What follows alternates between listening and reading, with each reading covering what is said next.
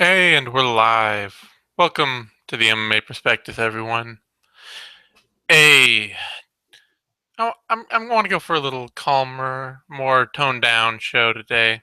Let's say we're I doing don't like know. the low key version today. Yeah, I don't know why. It just feels like that kind of day.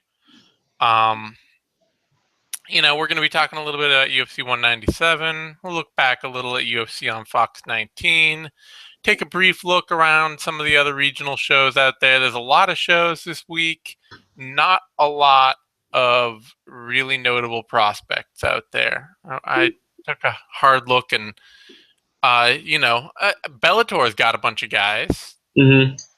but and there's a couple over in Legacy, but outside of that, like all these other regional shows, you'd have to do some heavy combing and a lot of tape study to figure out if there's anybody on there worth watching, because there's not much in the way of records and names that just jump off the page at you.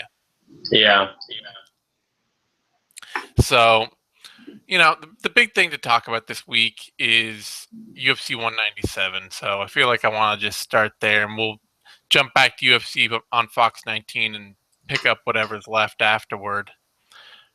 But uh, it kind of feels like it would be really easy to just do a whole show on Henry Cejudo, who Yeah. I know he's, there's a feeling. I know it's a little conflation of terms when you talk about somebody as a prospect when they're getting a title shot. When you talk about a 29-year-old who's fighting for a UFC title, and you're like, yeah, this kid's a great prospect. People are like, well, what does that, does that really even mean anything anymore? But Cejudo is about as raw as UFC fighters get. Um, Considering this is somebody who started in mid 20 or early 2013 is when his MMA career started. Yeah, he's been fighting for 3 years and a month. Yeah.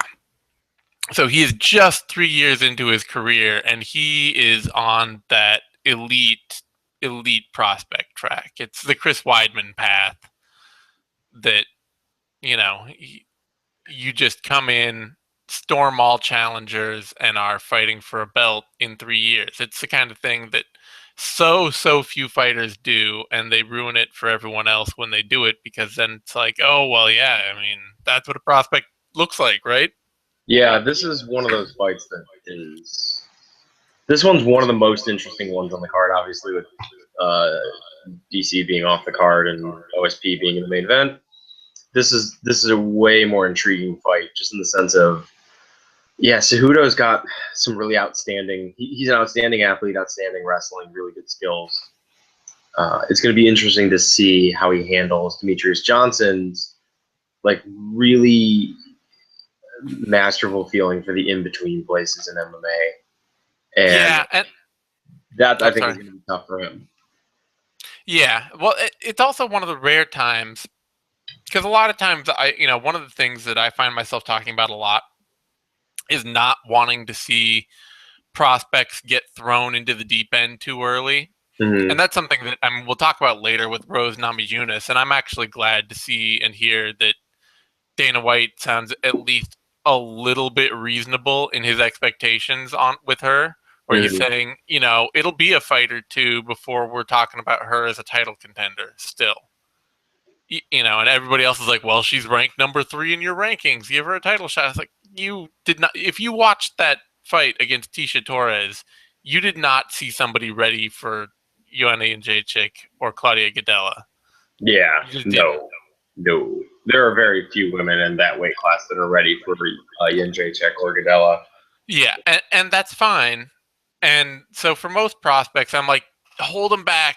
Make them work a little more for it. Make them take a little time. Make them take a few more steps. And Cejudo is one of the rare fighters that I really don't feel that way about. And it's not because he's been unbelievably dominant. He took Carriazo to a decision, pretty dominant one. He beat Chico Camus. He beat Husier Formiga. That was a split decision. And it's not like he just is absolutely crushing people. But he's a fighter that has such the knock everyone has on Henry Cejudo is motivation. Mm-hmm. And I think there can be no greater motivation for him than getting pantsed by Mighty Mouse.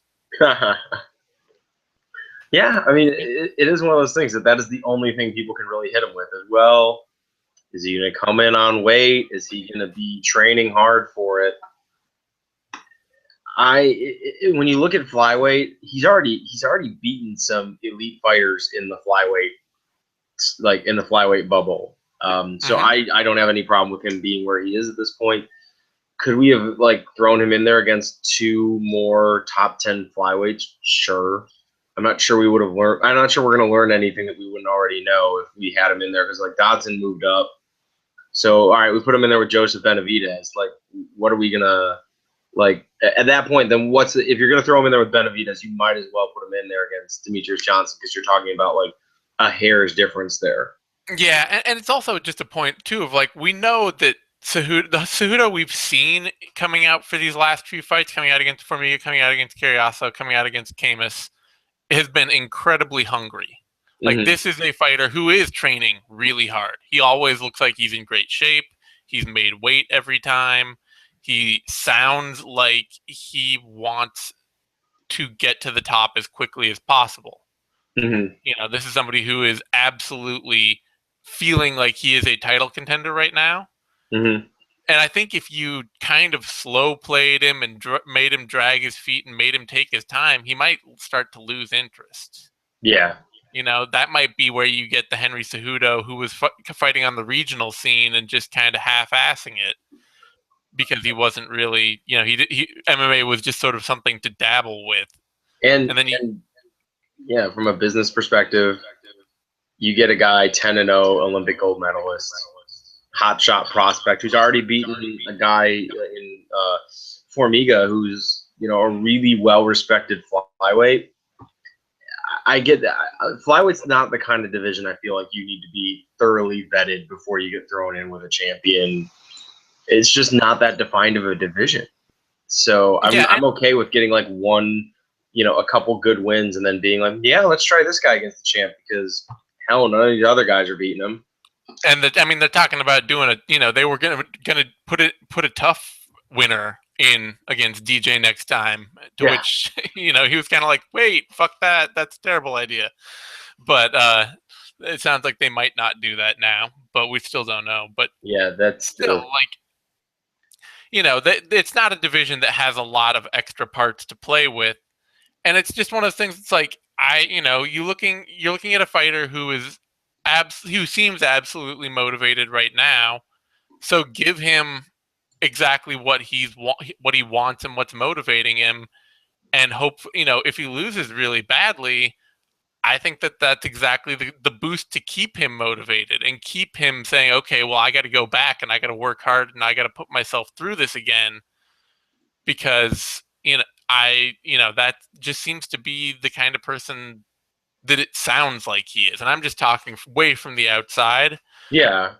But it really does seem like he's somebody who is motivated by having a goal right in front of him, and by not being able, and by feeling like he has to work hard to achieve that goal. Like, the goal is right here, and I really need to push myself to achieve it. You know, he won a gold medal, and it's like, okay, I'm not even going to qualify the next time because I just don't really, like, I already won, and that goal is no longer in front of me or interesting. Yeah, and I mean, it's just, Cejudo's a legitimate top 5 flyweight at this point. Yeah. I mean, I mean, he's already beaten 2 top 10 guys. If you go by, I don't know if what's his face is a top 10 guy by, no, Carriazo's not a top 10 guy by, no, but I mean, Carriazo is retired now, and challenged for a title, you know, and then challenged for a title 2 years ago, and then he beat Formiga, who's a top 5 guy. I mean, at that point, like, you know, at that point, you have a young prospect who is an intriguing guy who sounds good coming in, could pose Demetrius Johnson some problems with the wrestling, and you're going to burn him against Ian McCall. It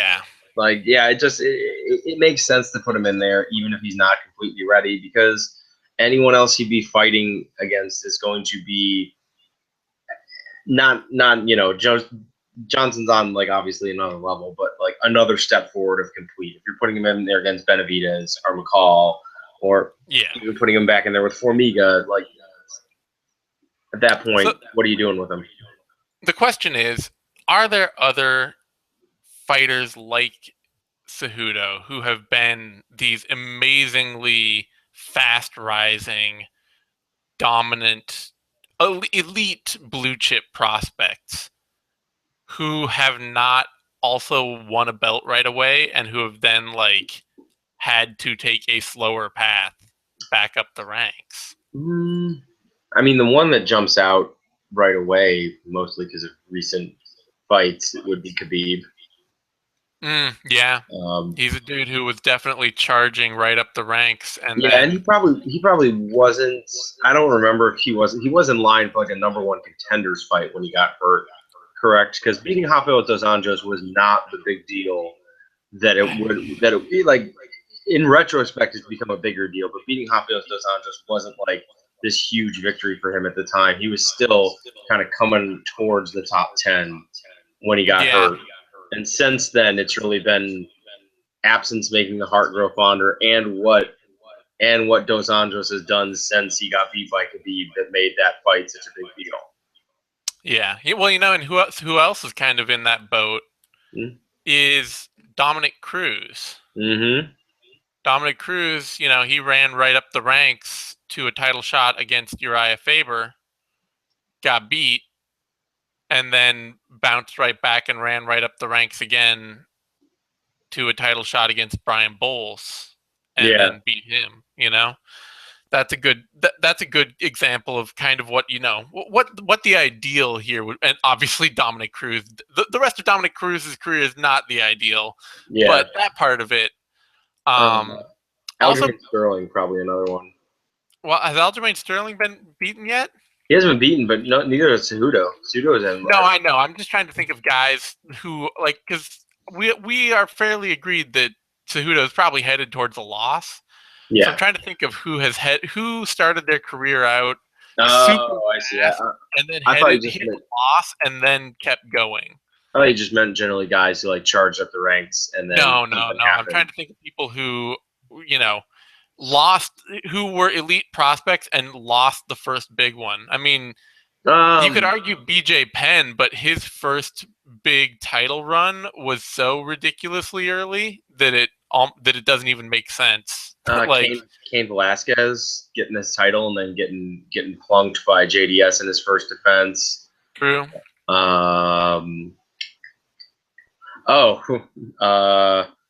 Shogun probably in the UFC. I guess. Well, no, he was a pretty thoroughly vetted fighter by that point. Yeah, Lyoto too. He was vetted outside the UFC. Yeah, light heavyweight's probably not the division for that. Trying to think of like really early title content, guys who just jumped in and wrecked shop and then hit a setback. I think Cain would be probably one of my big ones, even though he already won the title, got knocked out, got KO'd, and then just murdered poor Antonio Silva. It's true. God. This is just it's gonna be interesting to see this because it is something that like Cejudo is a pretty rare guy. I guess you could argue another one would be Kyoji Horiguchi, although I think Kyoji had a little more time under his belt than Cejudo. It's going to be interesting to see this with this division, especially because, and I think it'll be the same kind of with the women's strawweight division too for a while, where you're going to see some fighters who just charge up that division and then hit a wall with Joanna or with Gadella, and then are forced to rebuild. And Kyoji, to his credit, was actually 5 years into his career when he fought DJ. So that's really, it was early, but it's not that as early as people wanted to think it was. I think. Let's see. No, I guess. Michael McDonald wouldn't really be like that. He was fighting really young, so he was actually he's a pretty. Yeah, he was fighting in 2007, but he kind of. Yeah. Crossed over. He caught on in he caught on in 2010 when the WEC picked him up, and then he had like 4 fights in the UFC, got a title fight, got smashed by Henan Brow, and then hasn't really, was injured for years. Yeah, afterward. like lost 2014 and 15. He also trained out of a camp in the middle of nowhere, so that's doesn't he still? I think so. Yeah, I think he's still with his same fight team. Anyway, Cejudo is going to be a really interesting case to see. He's a fighter I'm very interested in watching, and like I said, I'm interested to see what this does for him because I have the feeling that he's a guy who 2 years from now we could be talking about Henry Cejudo as champ. Like, this could be a big part of what eventually makes him a future champion that sticks around in MMA. Yeah. No, so I think he's probably the best prospect in that division, and even if he loses, he's going to hang around in that top 5. Oh yeah, absolutely. So another guy to talk about who is on a weirdly uneven but also fast rise is Yair Rodriguez. Yeah, Yair's an interesting story. He is, because he's only 23, but he started his career back in 2011 and has kind of consistently fought, but not a lot since then. So he's now 6-1 in the UFC, and entering the UFC as early as he did in 2014 is sort of like he's a very typical prospect in terms of the amount of time he's developed in the sport. We're talking 5 years or 4 years now, 4.5. But the number of fights in that time is minuscule. Yeah, it's minuscule, and it feels, because he's so young, like he's just in the absolute infancy of his career. And he kind of fights like it still. Yeah. Because obviously he's a phenomenal athlete. Ridiculously good athlete. And fights like how old is he? 23. Yeah, he fights like a 23-year-old. Like, he just throws everything at his opponents and kind of less than technical in some respects, and then he's got some like really flashy kicks and like some crazy stuff that he busts out every so often. And then, if you take him down, he's got a wicked guard. Just kind of a lot of really cool cool stuff geared towards ending a fight, but he's missing a lot of like the basics that really help you set that stuff up against like equally skilled and equally athletic opponents, not to be like the old man who's like, you need to know your fundamentals. But I mean, basic stuff's there for a reason, and then like, flashier stuff has its purposes too. Like, you want to have both. Well, he is the kind of guy, and I realized this was like at elevation in Mexico City. So I'm not like downplaying it or something, but he is the kind of guy that fights hard enough to throw up on himself.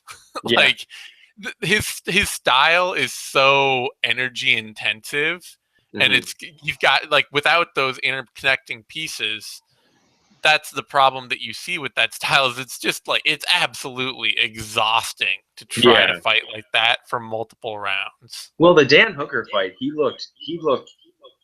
took one of those big skill jumps like in every phase. Yeah. And the result, like this, winning like a decision, like doesn't jump out to people when you look at the record. But that was a really good fight for him, just overall. So like the last fight he had, he looked like he had been training really hard, adding more to his game, building a more like solid base for his game to set up some of the cooler stuff he likes. And he kind of like looks a little bit like a weird version of Anthony Pettis, just like the way his game is put together. Likes crazy. Yeah, I know what you mean. If you take him down, he throws up like a submission in seconds. Phenomenal athlete, but like has sneaky holes in his game that like a lot of people kind of overlook because he's so exciting. Yeah, it's going to be interesting because especially he's training out of Ragnarok MMA, I think, in Chicago. Yeah, because I know he's around. Because I know he does his wrestling work with the Izzy Wrestling Squad. And like, I don't want to speak bad of them, but it's just it does create this big question for me with like, is Yair Rodriguez, he's taking the big skill jumps that make it very obvious that he is a top MMA prospect. But Mm-hmm. the question is he going to be more of like an OSP top prospect than somebody who's at a camp where he's really being able to put all the technical pieces of the game together along with the physical side of the game. Yep. I mean, it's one of those questions that, like, it's not to speak ill of any small camp, No. but there's a reason that a lot of like even good prospects at some point end up at a big camp, Mm-hmm. and because basically until you as a camp prove that you can consistently produce good fighters, for the most part, the coaching. People go to where the coaching is. Like elite fighters Yep. at some point feel like they need that elite level coaching, and there's only a few people at this point who understand how to coach MMA at that level. And we're going to get to the point where, where kind of like you have in boxing, where there are a couple really well known trainers, and then there's some dudes that just come out of like, nowhere training with a former fighter, and it's like the only guy they've ever produced, but that guy is really good. Yeah, I mean, it may be that like this Ragnarok camp, maybe Yair Rodriguez is their ticket to notoriety. Maybe they build him, they help him build all the right skills to go with his game. Maybe not, and you know what? It's kind of it's interesting because it's almost sort of like he's working with the kind of tools you see. You talked about Anthony Pettis, but in a way, he almost kind of reminds me of like what you see with Aljamain Sterling without the wrestling base, Yeah. where it's like this very exciting kick-heavy style, Mm-hmm. and then it doesn't quite fit with the rest of the game, but the rest of the game is happening somewhere in there. And the thing with the idea of course, with being at Serra Longo is that you kind of that Aljamain Sterling is going to get the rest of the skills to complement his style. Mm-hmm. And so it'll be interesting to see, Yair right along with him, where it's like, is, is he ever going to turn this into a very elite, high level game? Yeah. Because he can go a long way with it. With his with his athleticism and his exciting style alone, but it does not yet feel like the kind of style that is made to make somebody a consistent long-term champion. Yeah. Yeah, and then I mean, like, and again, a successful fighter can really put a camp's name out there, because I think Mm-hmm. Anthony Pettis was a really big thing for Rufus Sport Yep. in terms of like the MMA sphere, making them like a really relevant MMA camp, which has kind of faded away a little bit. People don't talk about them quite in the same way, and that's probably also because some of the bad press they got. I Yeah, mean, well, and it also doesn't necessarily help. I mean, he's kept all the same trainers, but it doesn't help too that words were that Pettis was forming his own sort of more private camp and stuff like that. And yeah, there was the stuff with like Thug Rose talking about how she felt it was a really hostile place, and yeah, it's yeah. I mean, but it's definitely a camp that has we're able to cut their teeth by producing a championship level fighter. And and it's one of those things that's just kind of remarkable to me that, like, because the Midwest, there's a lot of MMA in the Midwest, but mhm. not a lot of great coaching necessarily. And it's growing. The scene's growing in Chicago. Like, there are new MMA teams popping up all over the place. I'm wondering at some point one of these teams has to like really catch on in this city, because it's like New York has a huge MMA scene with a huge coaching scene. LA has a huge coaching scene. And I'm just it is one of those curiosities to me why the scene in Chicago is so small. Yeah, Arizona and New Mexico too. They Yeah, and of course Florida. Those are yeah, like your coaching hotspots in yeah, MMA. And then there's just kind of this big zone in the Midwest where you have Rufus Sport way up north and Power MMA. I still don't know a lot about Power MMA. I feel like, yeah. I because and Power now Man, like Elevation Fight. that's like Ryan Bader and Yeah. yeah. Well, I, Stipe is out there. Oh yeah, yeah. Well, Okay. or is power MMA? Am I thinking of the right thing? Or No, power MMA. strong style? Stipe's is like Power MMA is Arizona. I'm thinking of yeah. strong style. There we go. Anyway, that aside, Yair Rodriguez, I will be very interested because he is the kind of fighter that you immediately do. We're talking about him as like, can he be a champion? Because that's the kind of interesting skill set and athleticism he's bringing to the table. Is like, Yeah, he's a dude that I'm excited to see every time he gets in the cage. He's a phenomenal talent, really fun fighter, and hopefully he keeps developing and keeps adding those skills. And Andre Feely's an interesting test for him because Feely's like the anti style guy at Team Alpha Male. yeah, Where, like he's the one dude that is like the one guy there who like actively seeks to like counter wrestle and strike for the most part, and or at least strike. yeah, strike and yeah. But the Feely's an interesting guy and like a decent fighter, a good fighter. So it's a I'm good. happy to see this because it's the fight I picked out that Yair should get after his last fight. Mm-hmm. Because I think it's somebody that in Feely's a good athlete. He's a better athlete than Daniel Hooker and a better athlete than maybe a better athlete than Charles Rosa. Maybe about equal to Charles Rosa. And he's a very well-rounded fighter, can go anywhere. He's going to be active and aggressive, and yet he's still so willing to like let the fight go anywhere and let his opponent take him wherever they want that he's a very beatable, good, strong fighter. Yeah, I would agree with that. Which to me seems like just the right fight for Yair to get, is like somebody that is a good athlete, isn't going to be awful anywhere, but somebody that isn't very good at, like, Andre Feely is the kind of guy who can be outstriking somebody easily on the feet and then will just go for a random takedown that puts him straight into a guillotine and then has to spend the next minute fighting out of a guillotine and fighting off of his back to regain control. And then Max Holloway fight. Yeah. Yeah.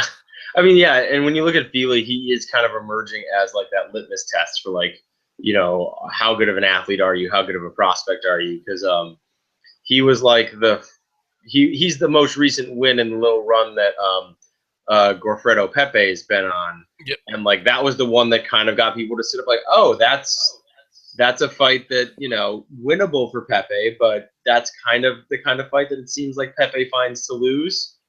Or seems a way to find to lose. So, I actually kind of think Pepe and Andre Feely are like similar fighters in a lot of ways. They're good athletes with like one thing that they're pretty good at, but they're really good at getting themselves into trouble other than that. Yeah. So I'm really interested to see this Yair Rodriguez fight. I think it's a great matchup for him, and it's a good test. Like, it is an actual reasonable step forward test. It's not like way into the deep end, but it's not a huge. But it's not nothing. It's a definite step up from Dan Hooker. Yeah, and in my mind, generally speaking, just a cool dude. He is. Got to eat one for Feely this week, right? That's right. Yeah. So otherwise on this card, those aren't our only prospects to talk about. We also have Danny Hot Chocolate Roberts, who I'm excited to see back in the cage because he got a win that I absolutely did not expect to get in his UFC debut. That's made me only triangle choke finish of 2015 in the UFC, if I'm recalling correctly. He did it on December 10th. Wow. That's pretty remarkable. I did not realize that triangles were becoming so outmoded. I might be wrong, but if I remember correctly, I got the numbers for 2015 when I was doing the guillotine series, and yeah, I was scrolling down. I saw there's one triangle, if I remember correctly. I'm like, oh, the Danny Roberts one, like, because that one stuck out in my head as I was just like, no, he's not going to get a triangle from his guard. Well, Nathan Coy, all top control wrestling, and Danny Roberts is all boxing, and so I was like, Danny Roberts is just going to get run over in this fight. Yeah, Robertson has a sneaky proclivity to pull out submissions. Yeah. He's pulled out a bunch of them. I just didn't think he could do it against Coy. Yeah, I kind of figured it was like that regional level, like, oh, you've overwhelmed a dude and now he's panicking on the ground and you like snatch the submission up. But like, no, that was a really nice, meticulous submission. I'm interested to see now, like Danny Roberts playing more of his A game in the UFC, which is much more like a metagame striker sort of guy. Yep. It's only the second submission loss of Coy's career, and then we saw him go right out against Jonathan Webb, who is a pretty decent submission wrestler himself, and just dominate Webb. Yeah. The big difference there being that Roberts does all his submission work off his back, and Webb does all of his from top control, and so Webb getting put on his back over and over again was just totally stifling for his game. and Roberts, there's something that freaking body type, that like long and strong dude, like you can pass a million closed guards in your life and like fight off a million triangles, and then you run into one dude with the right build who's like built for that game, and it feels like you've never defended a triangle before in your life. Yeah, I think he's gonna. I don't want to say he's gonna have an easy time with Dom Steele, who's not a bad fighter, who's also a young fighter who's developing, but I do expect him to put one on Dom Steele. Yeah, Dom Steele is just, man, he's aggressive and huge and not a lot else. yeah, but I guess he finds a way to get the job done in a lot of cases. I mean, like that slam and dunk on him. That's still that. Speaking of surprising finishes, that one's still rather surprised. Oh no, never mind. I'm for some reason I blanked on which Dong Young Kim that was. Yeah, so, that's the smaller lightweight Dong Young Kim. Yeah, I was like, so man, you have a middleweight size Dom Steele against a lightweight. I was like, man, he's picking up a guy that big. Yeah, never mind. All right, so no, it was cool. It was cool, but I think it was definitely Danny Roberts does not present that same ability. God damn, the one guy I didn't watch tape on, and I fuck it up. That's okay. Otherwise, we also got a prospect versus prospect fight on this card that I'm really interested in. I kind of wish wasn't happening because I'm really tired of seeing prospects I'm interested in get thrown at James Vick. Yeah. But we have Glyco Franca versus James Vick, and Franca is a guy who is very obviously a very decent, like he's actually really good, strong, bullish athlete. Very obviously a good athlete. He's had a few bumps in the road coming up the Brazilian regional scene just because he's not very technical at all. But I think he's really starting to find his game. Mm-hmm. And now he's getting thrown straight at James Vick, who is absolutely brutal for decent athletes who are still finding their game. Yeah. James Vick has claimed quite a few good fighters on the rise, and yeah, his front headlock game is not to be played around with. He's a fighter that's both really tall and so difficult to he's difficult to figure out because he's really tall, and then he's really technical in very specific areas and very tough. So you're beating on him, and then you're like, oh, okay, well, I'm beating on him here, and I don't have the deepest technical game in the world, so I'll change it up, and I'll go and try to grapple with him, or I'll just stand in front of him and run out of ideas, and then Vic will just jump on something and show you the actual really technically well-developed parts of his game and tap you out. Yeah, no, I think I don't know how far Vic's gonna go, but he's definitely a prospect killer. Like he is the kind of fighter that prospects struggle against. Yeah, I still, the weird things with his game are that he's kind of gotten more passive as he's gone on. It's like he's trying to be more controlled because when he started, like that fight he had against Valmir Lazaro was just like two dudes chucking hands at each other for 15 minutes without falling over. Yeah. And I think that kind of made him take a step back and be like, I need to take a more passive technical approach. But all of his best assets are like he's super tough and super aggressive. So I kind of worry that the technical growth in his game is actually going to be less good for him in the long run. I would kind of agree with that. And I mean, part of it is, so let's set aside all the other issues with Team Lloyd Irvin. Yeah, no. Like that. You know what? I'm not But going to pin let's that. no. But just talking about them as a camp and like Yeah. preparing MMA fighters, we've seen this before. We saw it with Mike Easton.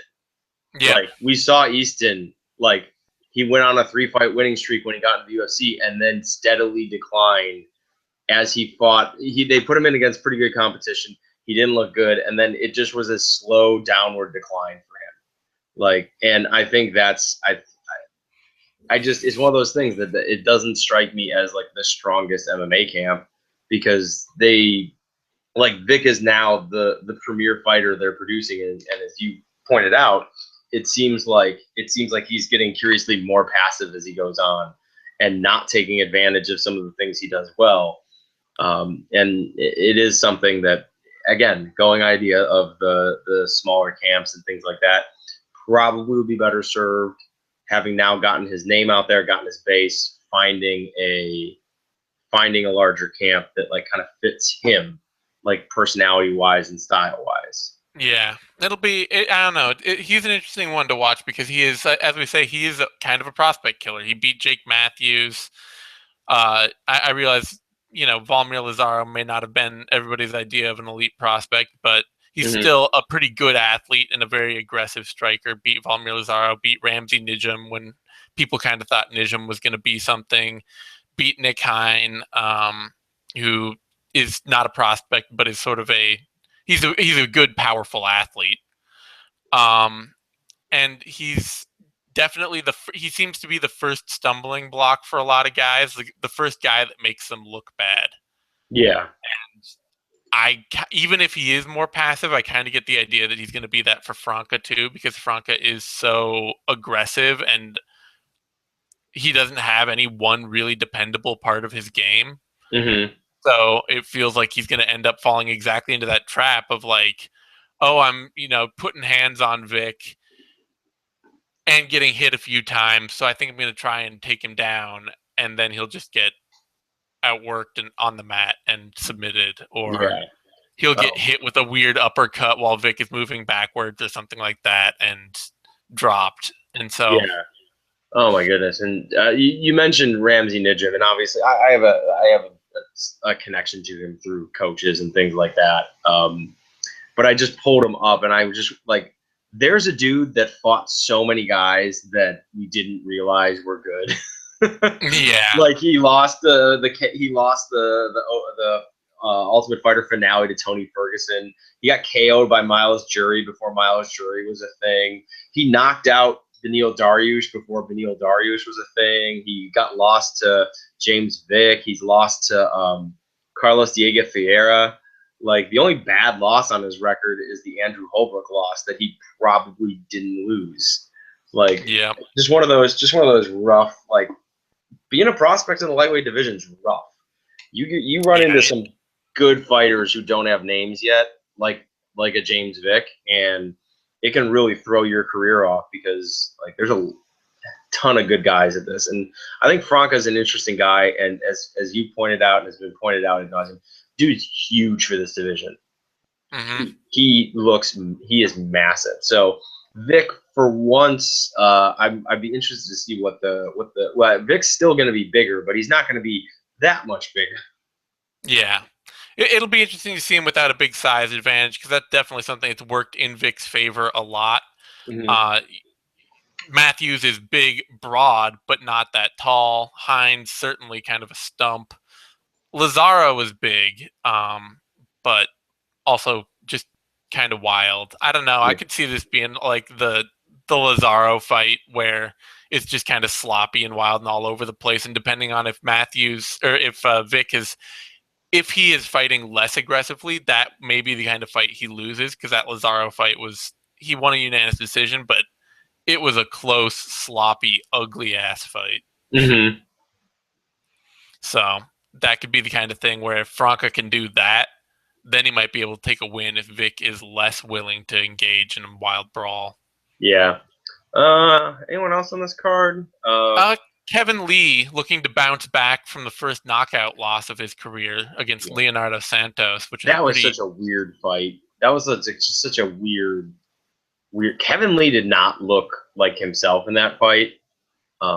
Well, it's worth noting that if you've watched Leonardo Santos's career, and I don't know why people would, but if you have, he has spent a lot of time on his striking, very obviously. And early in fights, his striking is really sharp. It has become a really good, sharp go-to tool. And the longer the fight lasts, the more tired he gets, and the more opponents are able to stifle his striking, the more his technique breaks down. Mm-hmm. But like in the first round, he actually tends to be a pretty sharp striker. Yeah. And I hey, think he just there's wasn't two ready for reasons that. why people would watch Leo Santos' career. Number one, you're a dude who covers MMA prospects, or two, you're a jiu-jitsu guy. Like Yeah. those are the two. Those are the two reasons. But yeah, Kevin Lee, I agree that like this idea that he does. There was a significant breakdown in the second round as Santos started to kind of stand his ground a little bit more, hit back and hit effectively. Because I remember there was an uppercut that Against Lee, Santos caught. that was a Like, first round knockout. was it? Oh, sorry, it was the first round. It was as the first round went on, Lee seemingly seemed to lose confidence as Santos started countering him. Because there's one really nice uppercut that Santos caught that backed off Lee, and you could see Lee kind of like starting to hesitate after that, and then that's when he got caught on that exchange where they, if I'm remembering correctly, they both threw right hands, and Santos slipped the right hand and Lee didn't, and went down. Yeah, for Lee, it's a tough one, but you know, Efren It'll be interesting Escudero. to see how he bounces back, because it was the kind of loss, like, it's not a like write him off loss. Leonardo No. Santos is a good, tough fighter in the middle of the lightweight division, but it is a surprising loss and a surprising way to lose for a prospect like Lee. So I think there are some real questions about how he bounces back. I like him. He's a good fighter. He's a good developing fighter. I think he's done well to retool his game and put some more fundamentals behind it. But that's a surprising one. Getting knocked out by Leonardo Santos is the kind of thing where you're like, wow, is this going to be a problem for you going forward? Yeah, that is exactly, that was my reaction still. It's just one of those like, ooh, it's not a career killer by any stretch of the imagination. No, but it's a sign that something really needs to be fixed. Yeah, it's not good. That is only the second time Leo Santos has knocked somebody out, and the last time he did it was in Cejudo, Brazil, with a head kick. Like, he doesn't drop people with his hands usually. Oh, the guy probably the guy that we should talk about, Sergio Pettis. Oh yeah, Sergio Pettis. I almost forgot Sergio. He's definitely like, I don't know. Sergio's on my radar. He's still very obviously a prospect, but I have the feeling of potential bust still hanging over him just a little, Yeah, the Ryan Benoit fight's still hanging over him, because that was, but that was not just that, but he kind of got dialed up by Chris Carriasso in the third round of their fight. Yeah, yes, he did. But keep in mind, that was after he put like one of the highest paces he's ever shown in a fight in the first round. He was outstanding in his first two rounds. Really picked up. Absolutely mauled Carriasso early. Yeah, really picked up his pace. And then he slowed down in the third round. But I'm more heartened by that fight than anything else. I'm looking forward to seeing him, because that seemed like one of those fights where he took a jump, got tired in the third round, got touched up a little bit, but he's going into a fight against a guy that Chris Coladas. Yeah, he'll probably do fairly well against. Yeah, Coladas does not. He doesn't have a great wrestling game. He's got a good back control and back take game, and he can, when he's willing, he can box decently. When he's willing to sit right down in front of somebody and just throw hands and focus on his boxing, he's not the worst boxer. But it's a very much like dependent on his opponent giving him the fight he wants. And you look at the people he's beaten, Paddy Holohan and Chris Beal, and they're both guys who are very willing to give opponents whatever fight they want. Mm-hmm. And Sergio Pettis is much less that fighter. He's going to stay outside at range where he wants to be, and if he's going to the ground, it's most likely going to be on his terms. Yeah. Let's see. Oh, well, we also got on this card Walt Harris, Let's talk about UFC on Fox 19. That's what I say. We got stuff to talk about there. I'm not going to spend.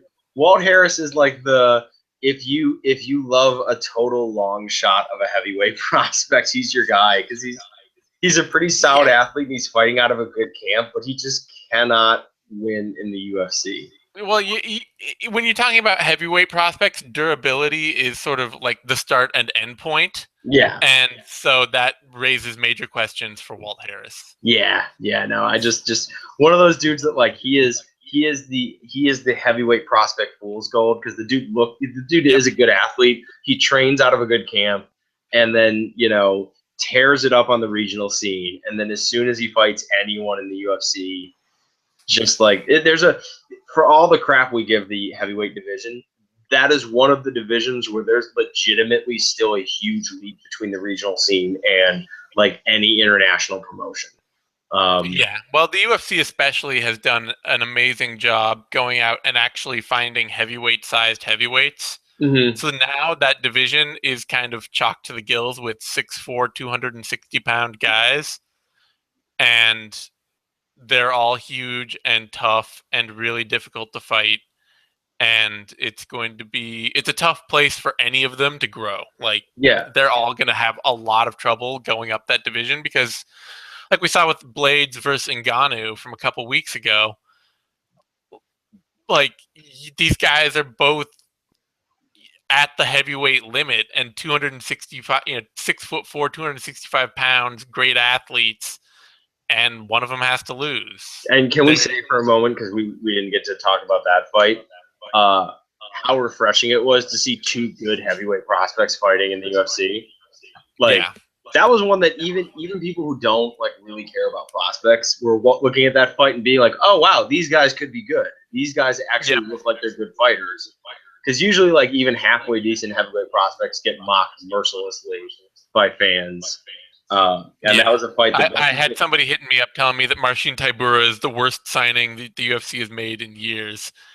And it's just like, you got to be kidding me. I mean, maybe he may not survive in the UFC just because he's not the best athlete in the world, but the dude is not that bad. Yeah, no, that was the B side of the heavyweight prospect fights on that card. Yeah, but anyway. Yeah. Walt Harris, enjoy. We've already spent way too much time talking about Walt Harris. We're going to UFC on Fox. Talk about last week. All right, let's talk about this. So one of the things I want to talk about briefly is with this Kevin Lee thing, just as a jump that was supposed to happen before you tried to steer me to Walt Harris. Did you say Walt Harris? Do you want to talk more about Walt Harris? No, Omari Akhmadov and his loss to Sergio Moraes. Mm-hmm. And that same kind of feeling of it's not the same, but it's a similar feeling of dread where then people were picking Omari Akhmadov to beat Elizeu Zaleski. And it's like, you really going to pick a guy that just got knocked out by Sergio Moraes? Yeah, that was. So, anyway, Zaleski and Omari aren't prospects, so I'm not going to spend too much time on that. But I do want to talk about Michael Graves versus Randy Brown. Yeah. Because that is some hot shit prospect bout that went tits up for the looking for a fight prospect. Well, I mean, it was one of those that Michael Brown, in his last fight, but coming into that one, looked pretty good. Looked like he had been working on the skills, put together a nice little cage wrestling game, sort of thing. And Michael Graves felt his cage wrestling, seemed to be legit, and then figured out that Randy Brown cannot wrestle in the middle of the cage. And Brown didn't have the adjustment to make, didn't really have urgency of getting up. I mean, threw on a triangle, was trying classic prospect mistakes, trying to play guard, trying to submit the dude, trying to end the fight from your guard, which is laudable and cool, but it usually ends like the way it ended, where you just tire yourself out, get beat up, and then give up position. Brown is a very willing grappler, which is a credit to him because he's not a great grappler, but it's also a mistake. Like, it's something that worked for him well on the regional circuit, where he was fighting really inexperienced fighters as well. And so it was sort of like, hey, not only is this guy a good athlete, but he's also willing to throw up a triangle or jump on your back the moment you give him an opportunity. He's going to be aggressive everywhere. And now in the UFC, it's like, okay, you're actually just a little too aggressive in positions that you're not very good at. Yeah, you're better off actually, and this isn't saying like don't train grappling at all, but like in your fight approach, you're better off not being a grappler than being a mediocre grappler at this level. Especially not being a grappler off your back. If you're on your back, don't try and stay there, because you're letting a guy who's 6 inches shorter than you hang out on top of you. Yeah, exactly. So it's one of those things that, like, you're better off getting up. If you're not a phenomenal guard player, then don't be a guard player in MMA. Yeah, and it's pretty much that simple, because the loss columns of MMA are filled with mediocre guard players. It's very true. And the interesting thing to see that too, this is kind of something that it made me think about it a lot more, because it seems obvious once you see it in a fight like this, but I hadn't really spent much time on it, is that having seen some of Randy Brown's regional fights, he fought in a really small cage a lot. Like, some of those regional MMA cages are tiny. The UFC has massive cages. Like, yes. I forget who it was. I spoke to someone who was like a regional fighter and got like one fight in the UFC. And he said he did like the little jog around the octagon, like you get in and you like run a lap of the octagon. He was like, I was breathing hard by the end of it. I was like, oh my God, how big is this thing? Yeah, it's the UFC cage is huge. And so what you see with Randy Brown, and coming off the circuit he did, is his takedown defense was molded entirely on the, if you try to take me down, I will never be more than a couple feet away from a wall. Mm-hmm. And so it was always like, I'll get pushed up against the wall, and then I'll defend the takedown. And his takedown defense against the fence is phenomenal. It's really strong, really good. But out in open space, like, I think when he got hit with the takedown in like the start of the second round in open space, he actually may have tried to sit back against the wall in the middle of the cage. Yeah. Like, that was his response, and he just fell over. It was just like, oh shit, there's nothing behind me. Well, I'm screwed now.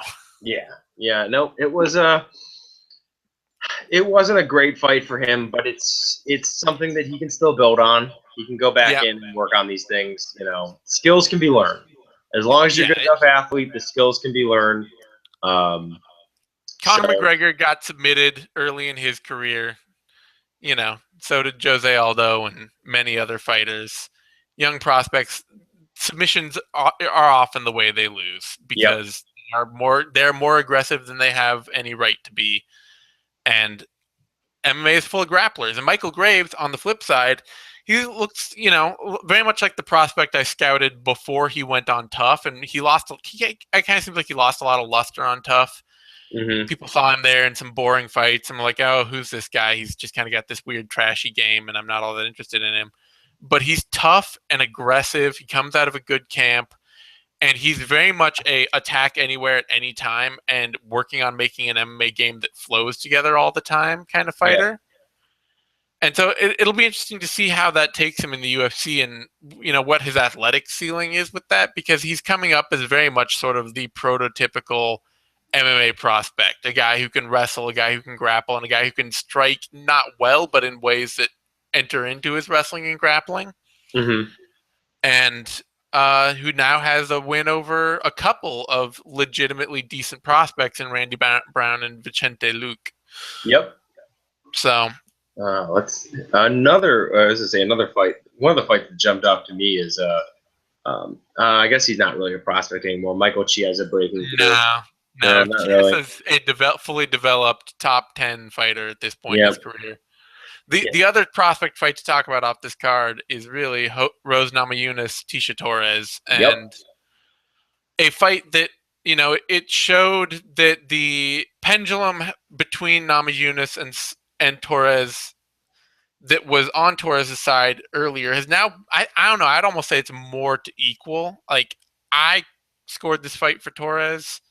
I could see how it would be scored for Namajunas, but it was really essentially an almost dead even fight. I would agree with that.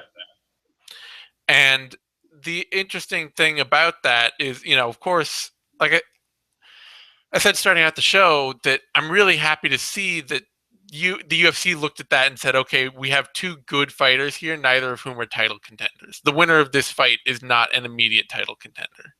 Because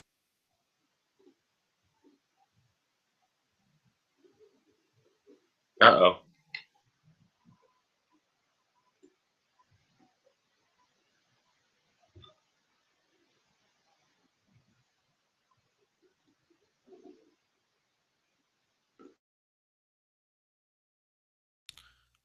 hey, and oh, are we still live? It looks like we're still live.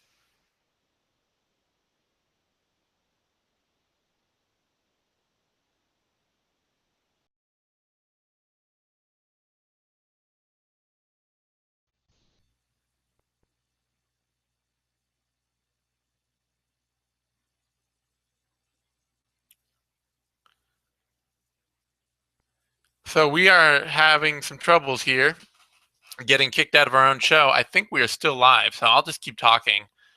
Tom, it looks like, is going to be back hopefully shortly.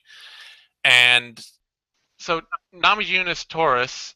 Hey, there we go. Yeah, we're still here. Namajunas Torres was a good fight. It really showed. It was a good benchmark of both fighters, showing their development, showing the improvements in the game. Torres has found some power in her game, which is a huge development for her as a volume kickboxer.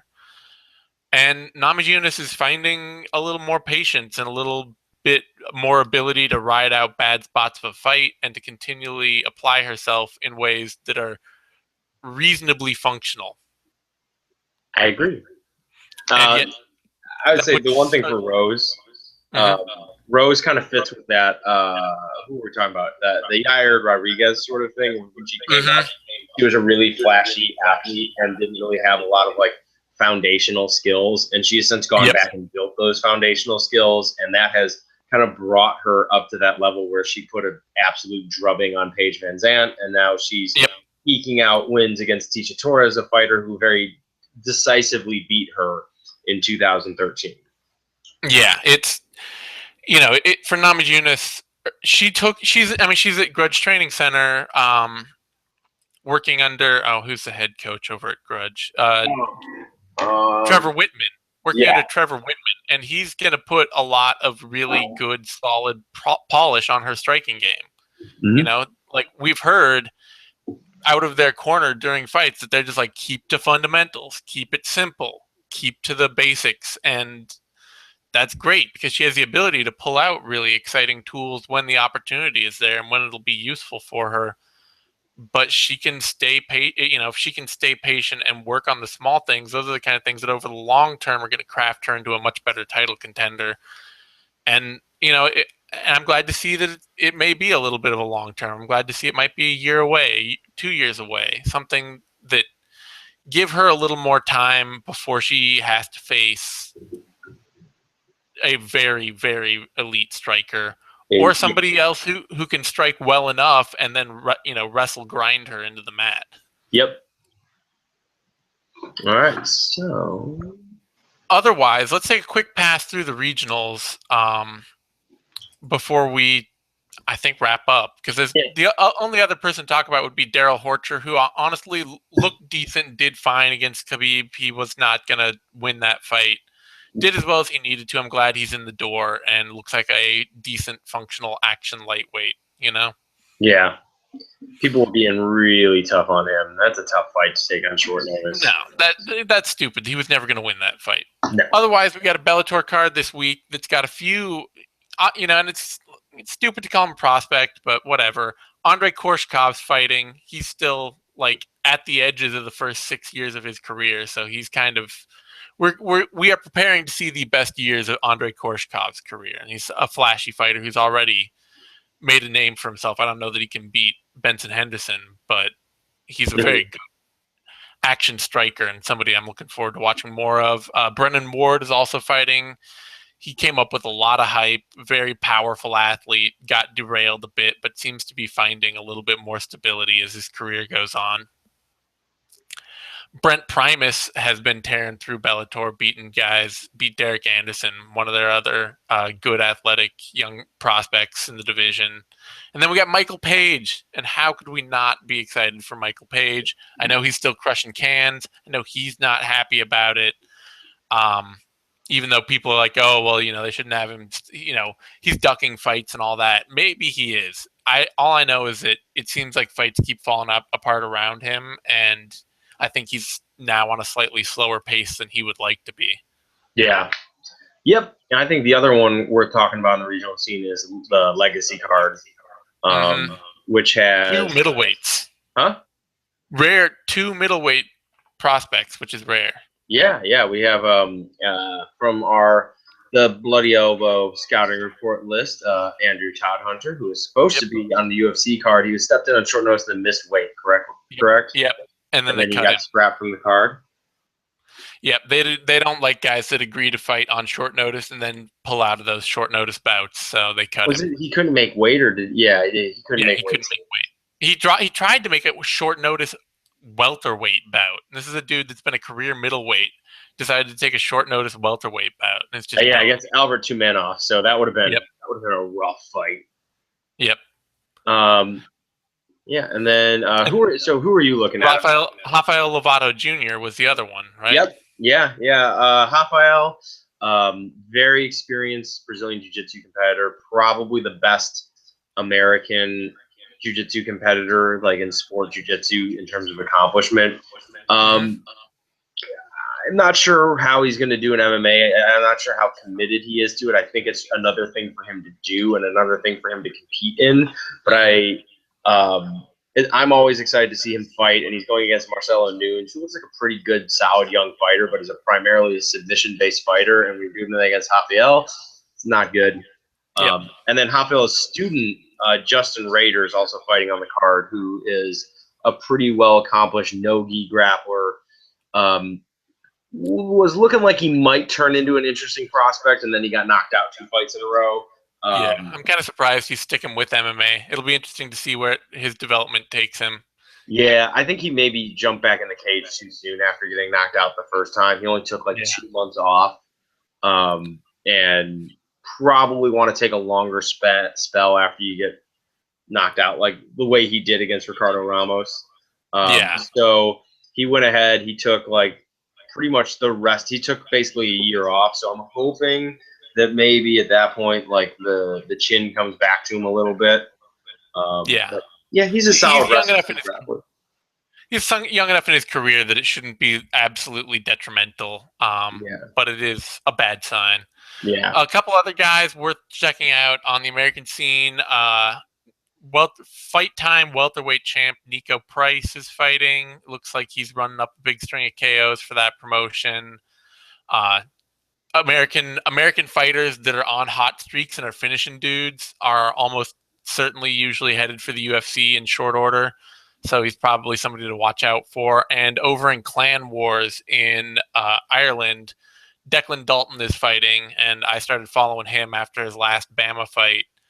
And I really like the way his career looks as a action sort of Muay Thai striker in MMA.